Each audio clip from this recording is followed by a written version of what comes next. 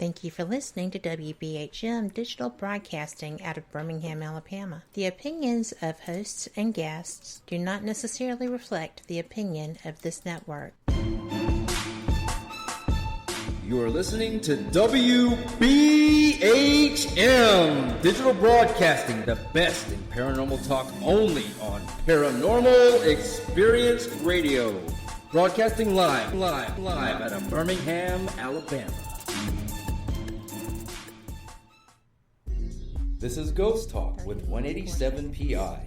Sit back and prepare yourselves for an adventure into the paranormal world with host Shelly Robertson and 187 PI research team. Ghost Talk is broadcasting live from Ohio's most haunted jail. Learn about their ongoing research at the jail and abroad, investigation techniques, and their personal encounters. Here is your host of Ghost Talk and 187 PI founder, Shelly Robertson. 5, 3, live. Good evening, everyone. Welcome to Ghost Talk Radio with me as your host, Shelly Robertson. Tonight I got a pretty interesting show planned for you. I will be discussing haunted islands.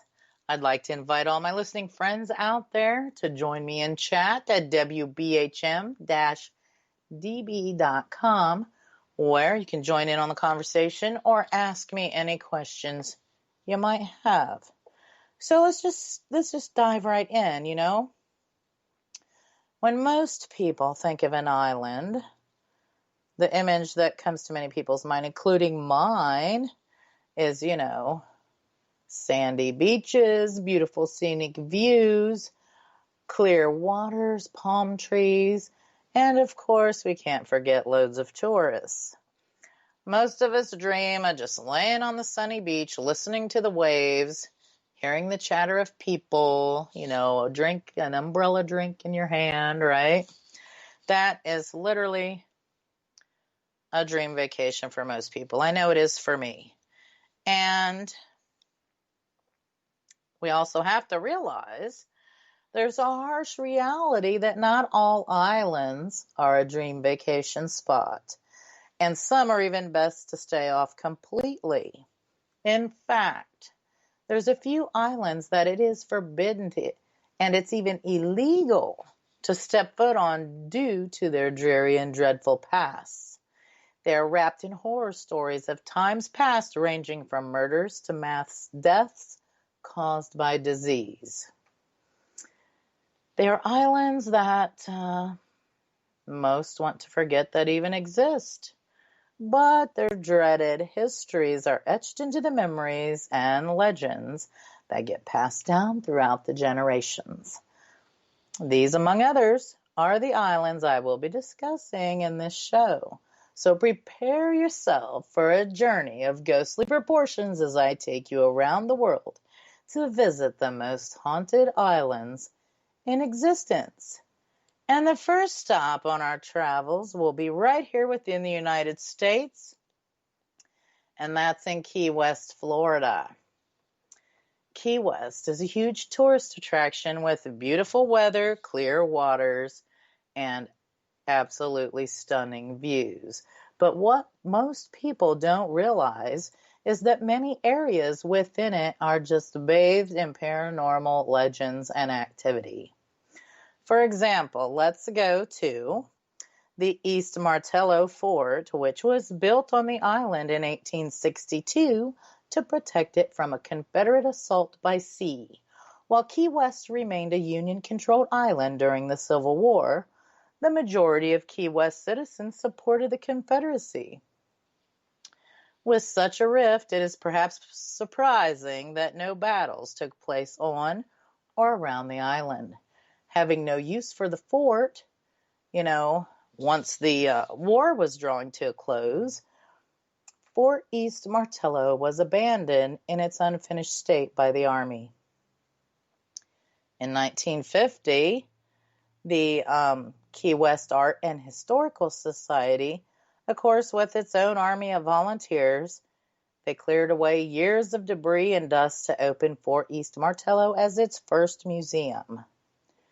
With continued community support, the society restored the national landmark in accordance with its original 1860 design. Today, visitors can explore the preserved battlements, collection of relics from the Civil War, learn about wrecking and cigar manufacturing industries, which actually shaped the Florida Keys. They can view imaginative metal sculptures of Stanley Papio, as well as meet the ghosts of East Martello, including, you guessed it, folks, the infamous Robert the Doll. And, today, of course, the fort is home to East Martello Museum, and you can experience your very own personal paranormal encounters there. Robert the Doll resides within this museum. And for those of you out there, a lot of people know who he is, but for those of you out there who are unfamiliar to who Robert is, he is a one-of-a-kind handmade doll that was made by the Steiff Company of Germany around the turning of the century, right? This doll's about 40 inches tall and stuffed with wood wool, and it's dressed in a sailor suit, and they say the unusual size indicates he may have been fashioned in the image of his constant companion, a boy named Robert Eugene Otto. The doll took Robert as his name while the boy simply went by Gene, and together they would go on to make history.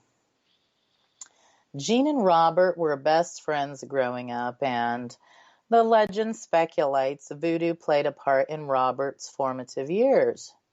While interviews with those close to the Otto family indicate a great deal of emotional energy was placed upon the doll during Eugene's lifetime, it is said that the young Gene would shift blame when he misbehaved as a child, pointing to the doll and saying, "I didn't do it, he did it." You know how kids are.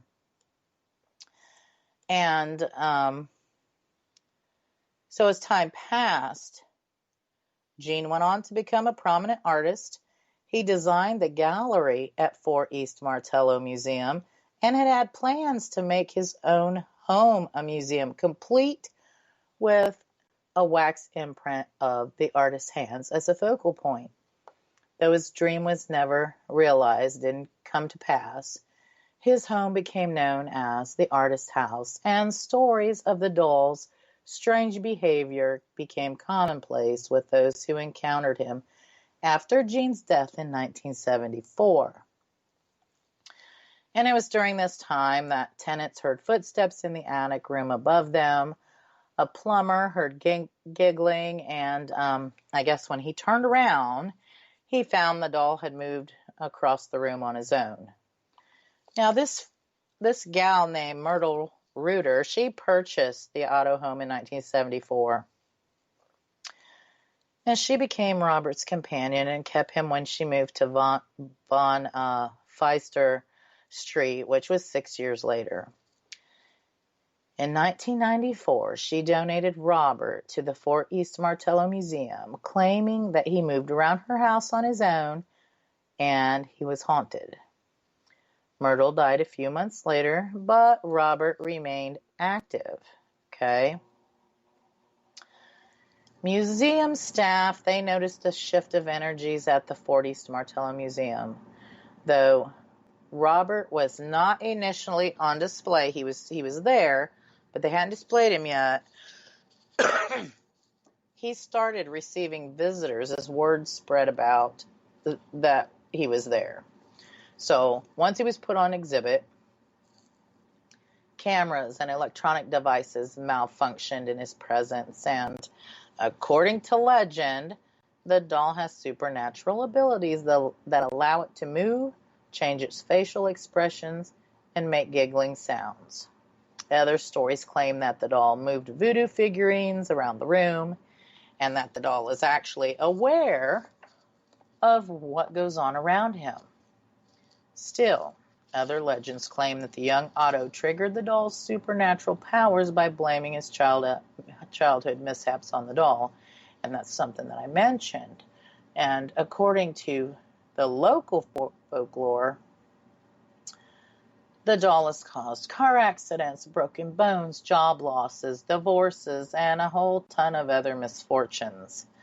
And museum visitors supposedly experienced post-visit misfortunes, right, from Robert for failing to respect Robert. And, you know, the museum gets lots of letters, even to this day, addressed to the doll offering apologies for disrespectful behavior and asking Robert the doll for forgiveness. So, and they still get letters today, you know. There's been ghost hunters and TV shows and psychics and skeptics and believers and of all kinds. They visit Robert on a regular basis to witness firsthand the strange stories that they've heard and also to see if they are true. And there's just so much documented stuff regarding this doll. So I think there's probably something up with it. And, you know, if visiting a creepy doll really isn't your thing, while you're in Key West, you can stop by the Audubon House instead. In October in 1846, a powerful hurricane bore down on Key West, and it damaged and destroyed nearly all the homes in the city. In the aftermath of this devastating storm, Captain John Hewling Geiger, he was a harbor pilot and he was a master wrecker. He began construction on this grand home that would serve as his family residence. All right, today that home is known as the Audubon House, and the construction of the Audubon House occurred between the years of 1846 and 1849. At the time, Captain Geiger was one of Key West's wealthiest men, and he wanted a home befitting of his family statue in the community, right? He wanted something to show off his wealth. And that's when he got started building this house in a prominent location. The house was built on the corner of Whiteland and Green Street, so it could be admired by all the coming and going from the waterfront, right? Now, 4 generations of the Geiger family, they lived in this home, and that's been over 110 years. Now, the last of Captain Geiger's descendants to call the house his home was his great-grandson, Captain William Bradford Smith. Captain Smith was a recluse who lived alone in the house for over 20 years without, folks, electricity, running water, or an indoor kitchen. And at the time of his death in 1956, the home had fallen into disrepair and the windows were shuttered and nailed closed. So, in 1958, the house was slated for demolition to make way for a gas station when this fella, Mitchell Wolfson, and his wife Frances stepped in to save it. Their purchase and subsequent renovation of Audubon House has sparked the restoration movement in Key West that is evident today in the city's historic Old Town District. Now, after a 2-year restoration, during which time they added electricity to the home, the Audubon House Museum opened in 1960.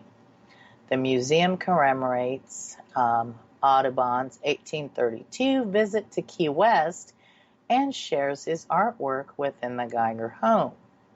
Now, the home is furnished with antiques dating to the first half of the 19th century, including several items originally belonging to the Geiger family, and those can be found on the 3rd floor and in the parlor. There's a painting of Captain Geiger there. There is a serving table in the dining room, and those items belong to the family. Now, the Wolfson family, they continue to care for the property, and keep the restoration projects up through the Mitchell Wolfson Family Foundation, and it's a nonprofit educational organization. Now, what's interesting about this place is, while strolling through the museum, you might come across John's daughter, Hannah. She has been the focus of most of the paranormal activity that takes place there. There's a portrait that John painted of her, and it seems to emanate sadness, and so much so that visitors are emotionally affected when viewing it. It becomes so bad and so frequent that the staff moved the portrait to a more secluded area. But even there, there's still been reports of hearing disembodied voices and children laughing and talking coming from the vicinity of the portrait. And Hannah isn't the only spirit that resides within this museum. The ghost of Captain Geiger, has also been spotted himself. He's been seen standing on the balcony and even walking through the gardens on the grounds of the museum. Not only that place, but Key West has even more paranormal oddities. If you travel over to the Morero's Guest Mansion, which was built in 1889 by Francisco Morero, he was a prominent cigar maker, and this fella fell in love with this girl named Enriqueta, and he built the mansion with the intention of luring her to the island.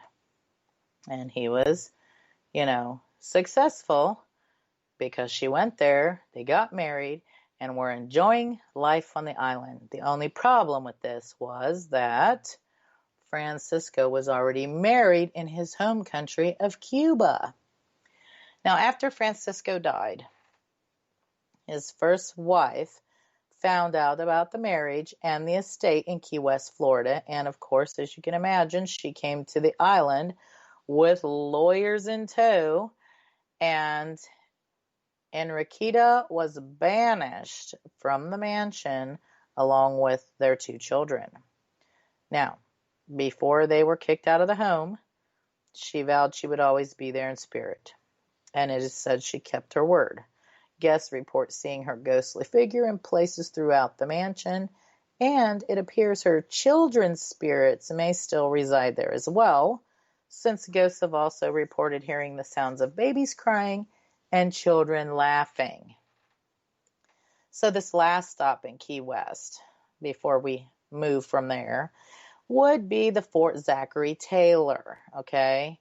And construction of the fort began in 1845 as a part of a mid-19th century plan to defend the southeast coast through a series of forts after the War of 1812. Okay, Thompson Island at the southwest tip of Key West was selected as the site for the fort in 1822, and plans for the fort drawn up by Simon Bernard were approved in 1836. 2 supporting batteries, Martello Towers, provided additional coverage, one of which exists today as the Martello Gallery, Key West Art and Historical Museum. Now, the fort was named for United States President Zachary Taylor in November 1850, and that was just a few months after President Taylor's sudden death in office. The fort's foundation consists of limestone and New England granite. All right. Now, in 1947, the fort, no longer of use to the U.S. Army, was turned over to the U.S. Navy for maintenance. In 1968, volunteers led by Howard England excavated Civil War guns and ammunition buried in long-abandoned parts of the fort, which was soon discovered to house the nation's largest collection of Civil War cannons. Amazing, right? Fort Taylor was therefore placed on the National Register of Historic Places in 1971 and was designated a National Historic Landmark in 1973. And even though this fort has seen no actual bloodshed, thousands perished here due to yellow fever, diphtheria, and a few other horrific deadly diseases. Many say they can hear sounds of those who suffered from the diseases. Moans, coughing, and mumblings can be heard. Other sightings include seeing soldiers lined up in formation, hearing the sounds of gunfires and whistles, along with feelings of cold spots that are most prominent within the downstairs section of the fort. And with that, friends, we'll be back after this short message. You are listening to Ghost Talk Radio on WBHM-DB.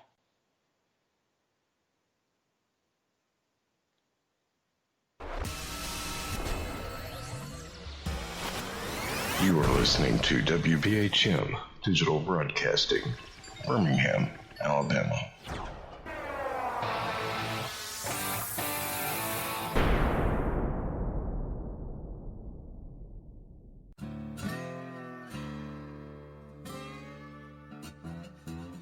Oh, come on. I'm Southern, but...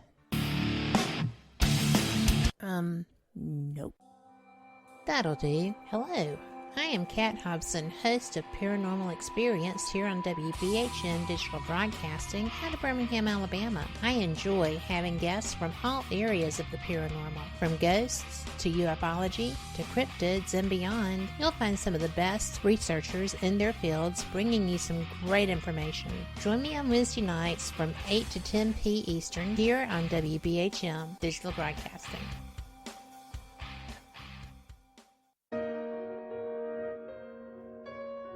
You are listening to WBHM Digital Broadcasting, the best in paranormal talk radio.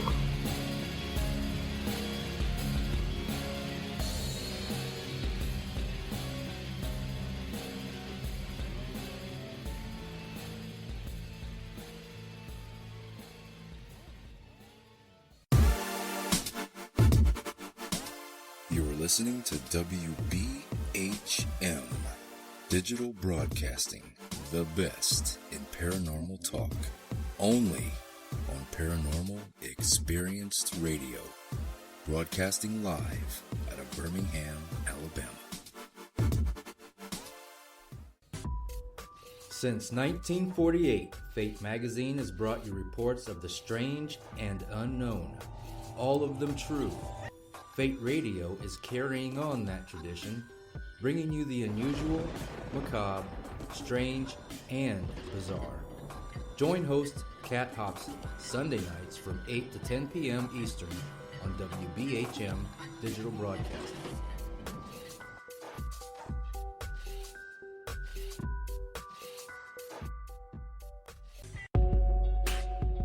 You are listening to WBHM Digital Broadcasting, the best in paranormal talk, only on Paranormal Experience Radio, broadcasting live out of Birmingham, Alabama.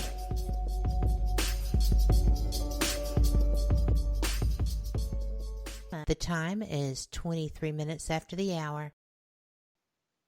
Welcome back to Ghost Talk Radio with me as your host, Shelly Robertson, and tonight I am talking about haunted islands. So if you missed the first part of the show, no worries. You can catch the full show archive on Spreaker, Google Play, iTunes, and iHeartRadio. A few others. Wherever you're at, we're probably there too. You can catch the full archive at your leisure. And we're going to move on, and we're going to travel across seas to Bermuda. And, you know, there's all kinds of, some people automatically think of the Bermuda Triangle, right? Well, let's talk about Bermuda. And it's a 21 square mile island that houses more than just beauty. And our first stop here would be the 200-plus-year-old Devonshire parish, which sits amidst 15 acres of woodlands, gardens, and citrus orchards, and is known as one of the most haunted houses on the island. Locals say that not a single night goes by that some sort of paranormal activity doesn't take place there, right? Unexplained bumps and door slams and eerie visions are all common occurrences. One of these visions is of the ghost of a gal named Laura Cox, who was a former resident who died in 1861. She was an avid gardener, and her ghostly apparition has been seen pointing at the spot where her once beloved flower garden used to be. So that's interesting. Next, and we're still on the Bermuda Island, next we're going to go to Fort St. Catherine, which was constructed in 1614 and is the largest fort on Bermuda. This fort holds a very prominent spirit known simply as George.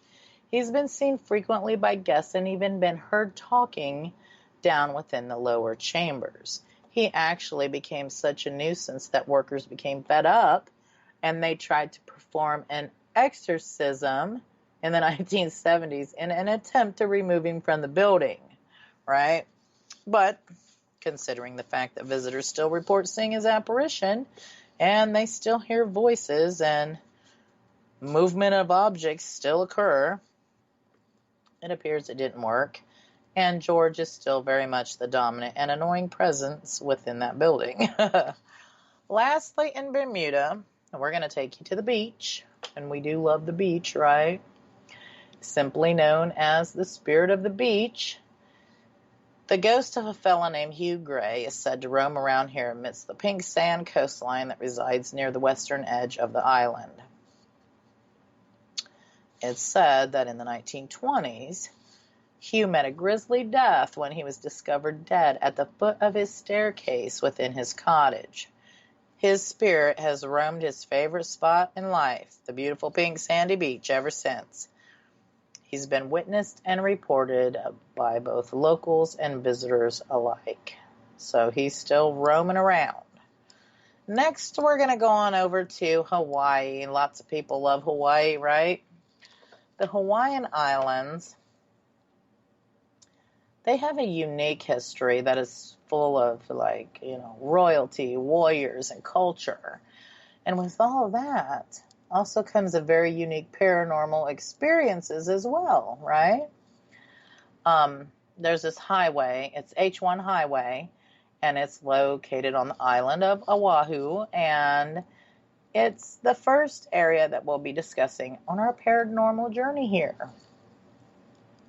It's believed that the building of Hawaii's busiest highway disturbed the spirits of warriors from their sleep. Bones have been excavated during the building process, and since there's been numerous frightening apparitions have been seen by many people working on the highway. Aside from the apparitions, the cries and voices of these warriors can also be heard inside the tunnels. Highway 1 has been described by many as one of the scariest places, not only in the islands of Hawaii, but in the entire United States. It's believed that the Hawaii highway there, it took so long to finish. It took almost 7 years to get that highway done because the workers were very frightened of the apparitions they saw, and most of them refused to go back to work, and they quit on the very day they were hired. So if you can imagine that. Highway 1, it cuts through the Koolau Mountains, and this is a place where many ancient warriors were said to have met their death when the land was disturbed to give way to the highway. The spirits were disturbed from their rest, and that's why many people think that highway is so very haunted. And next we're going to go to the 16th Avenue Kamuki Bridge in Honolulu County, and it's also known for its ghostly encounters. However, this one is of a young girl. It's said that the girl was killed in a hit and run on this bridge in an accident, right? Witness claimed to see her apparition, and she asked them for help to get home. However, she never makes it past the end of the bridge before she vanishes from your vehicle. So you'll go to give her a ride and whatnot, and then she disappears. This next place is the Waikiki Prince Hotel in Oahu, and that also has its own set of odd occurrences. Many guests have reported seeing strange lights that move throughout the building, along with hearing whispering voices. Worst of all, it appears to be a common occurrence for the guest's luggage to get moved. So if you're planning a visit, be prepared for a temporary loss of your luggage. If you want to try another haunted hotel stay where maybe your luggage won't be temporarily lost, you can travel over to Waikiki Park Hotel. And they had a dedicated worker there who had worked for many years. And this worker had passed away. But evidently, the worker still feels the need to show up and help out and work. On more than one occasion, the time clock has recorded someone punching in with this person's ID card, even though the ID card had been canceled and considered void. The record only ever shows him punching in, and it has never showed him punching out. This next place we're going to go to is the Hamilton Library, and it's at the University of Hawaii at Manoa, and it's the largest research library in the state of Hawaii. And it's also got its fair share of ghostly stories. Students and workers, they have both claimed to have seen apparitions and heard strange noises wandering through the library's aisles and even the bathroom. One report came from a janitor who witnessed a young woman in a pink dress who was floating around the first floor. So that was probably interesting. Next, we're going to go into the last place in Hawaii, is the famous haunted Kamuki House in Honolulu, and that's located on the corner of 8th and Harding on a foundation of 2 beds of lava rock. And this is known to many as one of the most haunted places on the island. The house itself, it looks relatively normal, but the story behind it is not too normal, okay? There's a creature that is said to reside in the house, and they call this creature a kasha, and that's a man-eating ghost from Japanese folklore, and the story surrounding its haunting of the Kamuki House has been extensively documented, okay? Many families and couples have lived in or vacationed at the Kamuki House throughout the years, and they leave, prematurely due to terrifying and dangerous occurrences. And there's this article that was in the newspaper in 1942 where police officers were called to the house by a woman who kept repeating, "She's trying to kill my children." And upon entering the house, the officers could do nothing more than watch in horror as the 3 children, they were levitated, slapped, and hurled across the room by an invisible force. Okay? And, another incident was supposedly a young boy detected an odor of ghost in the home, enraging the kasha, and it resulted in a vicious attack against the family. And law enforcement officers were called as well. And then there was this other newspaper article that come out 30 years later from this incident, that a young girl was reportedly attacked by an invisible force in the house. And she immediately went to hide in her car, which was parked outside, but supposedly the spirit, it followed her. And, the account is detailed in a newspaper article, and many sources discuss, strangulation and different other things that have happened. But, that's something that these incidences were reported to police and also featured in newspapers, right? So there's got to be something to them, I don't know exactly, but something odd is going on there, right? There's several possible explanation for the paranormal encounters. First, which was about a child being killed there at that house. The case was actually that of a father who killed his 2 children and his wife in the house. And the wife and son's bodies were buried in the backyard. But the corpse of the daughter was never found. And there's a second story that floats around about the Kamuki house, talking about why it's so haunted, was that there was this lesbian couple, and one of the women, they became involved with a man. And once the fella discovered his girlfriend's secret, the man killed her, her wife, and himself within the Kamuki house. And so there's a couple of different instances where I was trying to explain the hauntings there. Now, the original Kamuki house was torn down during the summer of 2016, and it's currently under construction, and a new property is being built there. So it will be interesting to find out if the hauntings at the new construction site will continue on. Next, we're going to go to Jamaica, and that's a very popular and tourist-filled island, and Jamaica is unique in many ways, and including a story behind the hauntings at Rose Hall. Rose Hall is nestled in Montego Bay, and it was completed in the 1770s and later restored in the 1960s. And Rose Hall is known for housing some of the most beautiful scenic views overlooking the Caribbean, right?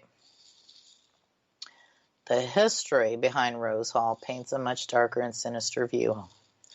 It was once a 650-acre sugarcane field that included over 250 slaves that were forced to work the fields. All right? There was this gal, Ann Hall, moved to Jamaica when she was only 17, and she met and married the owner of Rose Hall, and he was John Palmer. Ann is said to have been born in Haiti and was a voodoo practitioner. Their marriage was short-lived. She murdered him and inherited Rose Hall for herself. She went on to marry, not once, but 2 more times, only to murder both of those husbands as well. And if murdering 3 husbands wasn't enough, folks, she was also known as an extremely cruel plantation owner who severely tortured her slaves. She was even known to have become bored with her husbands, forcing relations with some of the slaves themselves, right? She was just a tyrant. And by 1821, her slave lover became tired of her horrific ways, and he snuck into the mansion one night and he strangled her to death. The next morning, some of the other slaves burned her clothes and other personal belongings, and they buried her body a short distance from the mansion. With her horrific life and death, it's no wonder why they say she still resides in Rome's Rose Hall. Her apparition has been seen both within the mansion and on the once sugarcane fields. Photos have even been captured by guests of her wandering the mansion halls. An interesting fact is that Johnny Cash wrote a song in 1973 called The Ballad of Annie Palmer, which describes the ruthless slave owner and murdering mistress of Rose Hall. So that is very, very interesting, right? Next, we're going to go to Santa Catalina Island. And this island is located 20 miles off the coast of Los Angeles and is said to have an energy portal that draws spirits here. The ghosts of murdered Indians, smugglers, and gold miners have all been seen or heard on this island. Some of the Indians have been witnessed materializing in the hills behind the town of Avalon.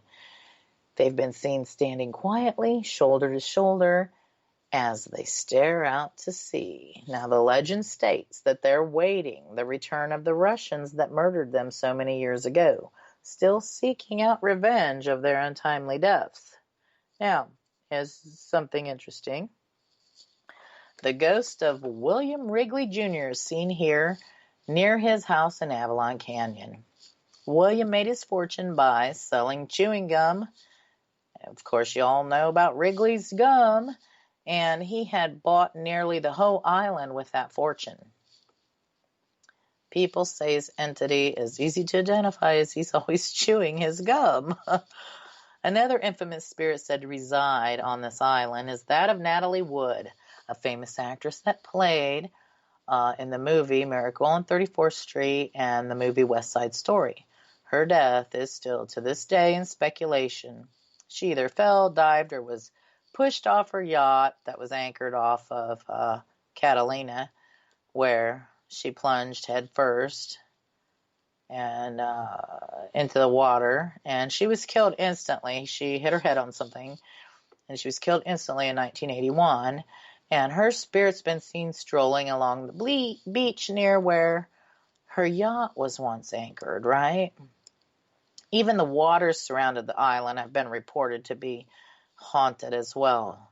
Scuba divers, while exploring the underwater gardens, they've reported hearing the eerie screams of the miners who were trapped by collapsed gold mine tunnels. There are many more ghosts. I've just told you just a few of the most common ones there. Next, we're going to go to this island called Nevis. And it's a small island in the Caribbean Sea that forms part of the inner arc of the Leeward Island chains of the West Indies. And it's about 35 square miles. Now, this island is a part of the region's sprawling collection of plantation ruins, which include 25 historical landmarks located on the Nevis Heritage Trail.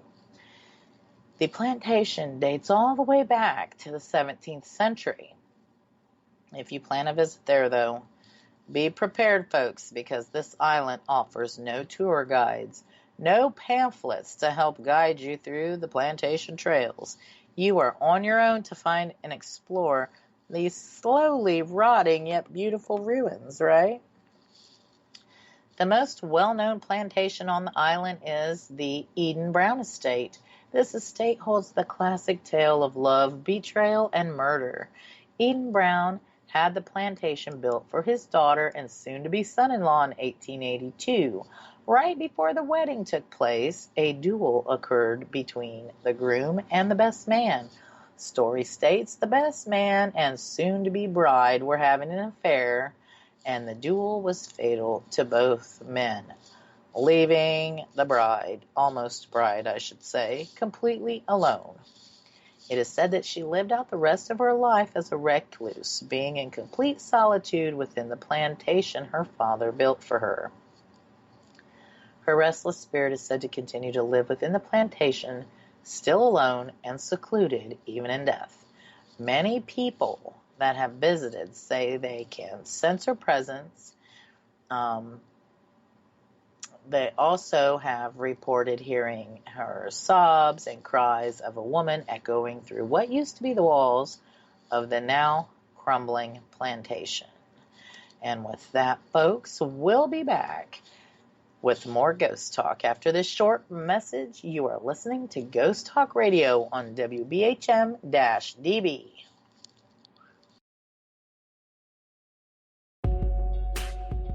You are listening to WBHM Digital Broadcasting, the best in paranormal talk, only on Paranormal Experience Radio, broadcasting live out of Birmingham, Alabama.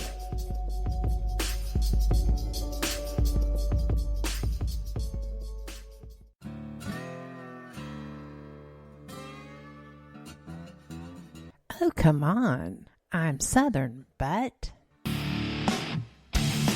nope.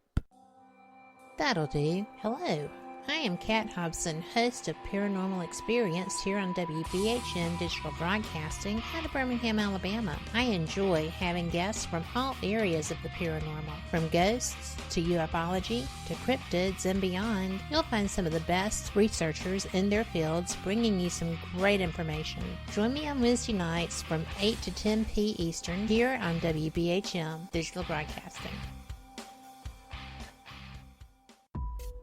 Since 1948, Fate magazine has brought you reports of the strange and unknown, all of them true. Fate Radio is carrying on that tradition, bringing you the unusual, macabre, strange, and bizarre. Join host Kat Hobson Sunday nights from 8 to 10 p.m. Eastern on WBHM Digital Broadcasting.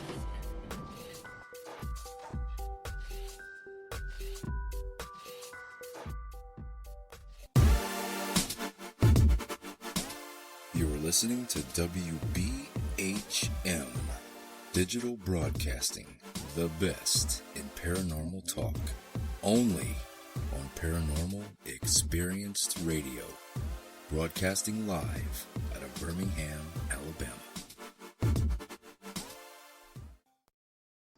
Welcome back to Ghost Talk Radio with me as your host, Shelly Robertson, and tonight I am talking about haunted islands. So if you missed the first part of the show, no worries.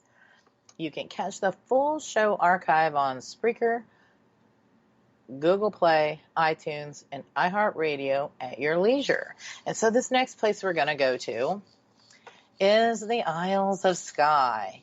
And that's the largest and northernmost island of Scotland, right? This island, it provides some of the most dramatic mountain scenery in the entire country. The island used to house over 20,000 people, but those numbers have dropped dramatically over the years, and it now consists of only around 9,000 people.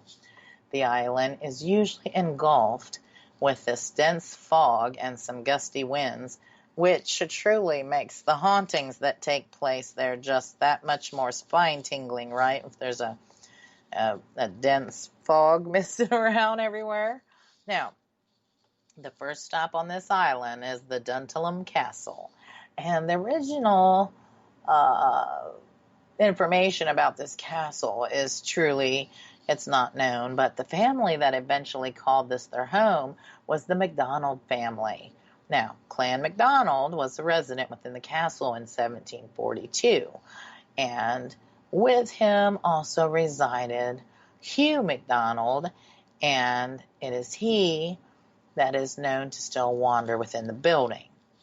It is said that the chieftain of the time had caught wind that he was planning to assassinate him, and because of that rumor, he threw him in the dungeons of the castle along with a plate of just excessively salted meat and a jug of water.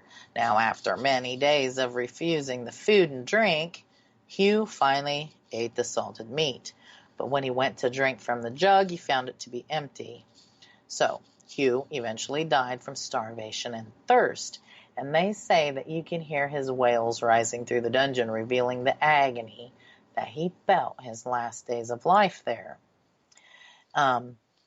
There's a nursemaid who is also said to haunt this castle, and she was sentenced to death after she accidentally, now just picture this, folks, after she accidentally dropped one of the owner's babies from the castle window. The baby fell several stories to its death on rocks below, and her apparition has been witnessed around the rocks within the castle, and sobs can also be heard. Next, we'll visit the A87 road on the Isle of Skye that had housed a very terrible accident. The driver, he was a church minister, and he was the only person who survived the accident. They say he was so grief-stricken from the horrible occurrence that he completely lost his sanity. People driving this road have reported seeing a phantom car appearing and disappearing to drivers. And many people have reported being very startled and uneasy with this. Lastly, we're going to take you to what is called simply the Pier. This area was once owned by an author, Gavin Maxwell. Now the area features museums, a wildlife area, and a few of the cottages Maxwell originally resided in. While Maxwell owned and lived in the cottages, he had his own paranormal experiences there. In fact, his experiences intrigued him so much, he wrote the trilogy Ring of Bright Water, and those books described everything he witnessed. Now, a few things he described within his books included hearing ghostly voices muttering incoherently, footsteps walking throughout the cottage. He also witnessed the doors opening and closing with no logical explanation. He even stated he personally seen poltergeist activity that he described as being associated with a troubled youth he was looking after. So, very, very interesting stuff there. The next place we're going to go to is Tasmania, and it's shaped like an inverted pyramid, okay? Tasmania was first settled as being part of the British colony in 1803. The first arrivals to the island were almost all convicts and the guards that accompanied them. Now, they were sent there for the sole purpose of developing industries and agriculture on the island. However, there's always a however, resistance from the original settlers, it led to fierce fighting, which resulted in many massacres, as you can imagine. Now, the first prison on the island, Port Arthur Penal Settlement, it was opened in 1830, but it closed not long after in 1877. Now, this prison is now known as Tasmania's most haunted area. Tourists have reported seeing ghostly figures throughout the entire building. It's also said that on Monday afternoons, the old ruined church, it rings with the sound of bells, and the bells no longer physically exist. So that's pretty amazing. The National Trust registered Franklin House, that place, it was built in the late 1830s by Brenton Jones, and 4 years after he had it built, he leased it to this fella named William Keeler, who turned it into a boys' academy. Volunteers who now run the building have reported many paranormal encounters. Objects have been seen moving on their own, noises have been heard coming from empty rooms, and shadow figures have been seen lurking throughout the buildings. Many wings, okay? Whispering voices have been caught on EVPs, and there's also been several accounts of people seeing a beam of light traveling up and down the main staircase, only just to vanish into thin air, right? Now, this next place we're going to go to is Galveston Island, and it is a barrier island on the Texas Gulf Coast in the United States. It's about 50 miles southeast of Houston. The entire island, with the exception of Jamaica Beach, is within the city limits of the city of Galveston in Galveston County.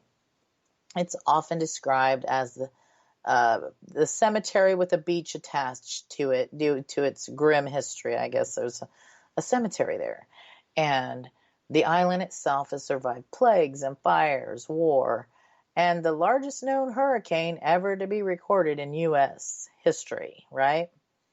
On September 9th, 1900, the island was hit by a hurricane that became known as the deadliest hurricane in U.S. history. An estimated 6,000 to 8,000 people were killed within a single night. This was about a quarter of the island's entire population.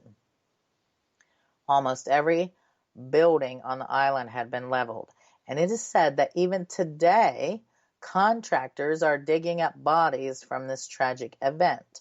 So it's no wonder that is said that almost every building on the island is riddled with paranormal activity of one sort or another, right? Stewart's mansion is known to be one of the most haunted properties on the island. In 1821, the Battle of Three Trees took place here, in which many Native Americans perished. Caretakers of the mansion have reported seeing apparitions of them roaming about the property. Sounds of cannons, muskets, screams are all commonly heard, almost like there is still a battle taking place. There are also reports of disembodied growls and barks that accompany a smell that smells like wet dog. So that's definitely odd. And this goes along with the legend regarding a pack of 12 dogs that belonged to a well-known pirate. It's said that he had a voodoo queen perform a ritual over them as they were born, transforming them into hellhounds with red glowing eyes. Okay, very interesting. The Bishop Palace is also a hotspot for activity, being built in 1893. It's one of the few original houses left standing that survived that hurricane in 1900. Locals say the original owner, Walter Gresham, is a highly protective person of his home, and he still watches over it today. He's mainly spotted during or just before severe weather strikes, pacing back and forth on his porch with a look of concern. I guess even in death, he is still quite concerned about his beloved home. And right now I'm going to tell you what's going on at the old Paulding jail. What's coming up is some pretty exciting things. We've got a few public ghost hunts up on the board right now, and you can find information about that by going to 187pi.com and clicking on events. We have a public celebrity hunt coming October 17th, featuring Doogie from the hit shows Haunted Towns and Haunted Live, and Jason Hale of the Fearless One. This is an event you won't want to miss. You can get tickets by going to our website and get all the rest of the information there. We also have another exciting celebrity ghost hunting event coming up, and that is the first 2 weekends in February, featuring Santiago Cirillo, who is known in the paranormal world as a paranormal magnet, and he has starred in numerous movies and shows, including The Walking Dead and the paranormal movie Rosalie, which also has won many awards. You can find out more information on these events and get tickets at 187pi.com. And you're going to want to pick these tickets up early, I'm telling you, because they are limited. You know, with this COVID stuff going around, the group has to be small. And we do have some private sessions on the board too. So if you want to bring your team and come to a private hunt, we are adding more privates every week. So just keep your eye on that and so you can see if there's a date that you want pops up. And now I'd like to let you know what's going on here at our fabulous network, WBHM-DB. We have some fantastic shows by some amazing hosts and interesting guests. All shows are at 8 p.m. Eastern, okay?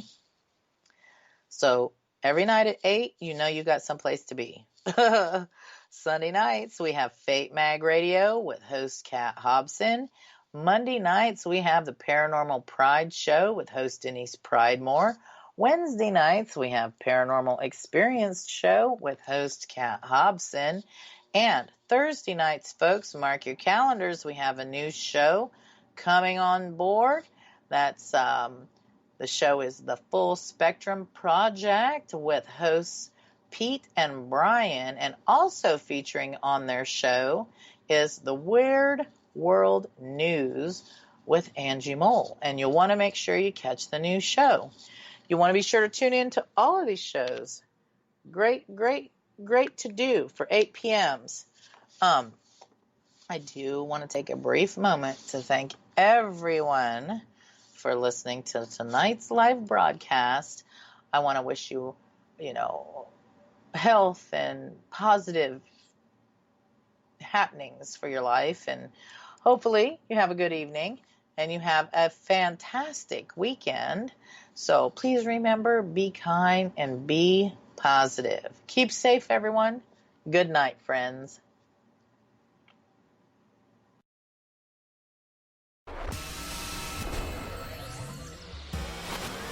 You are listening to WBHM Digital Broadcasting, Birmingham, Alabama.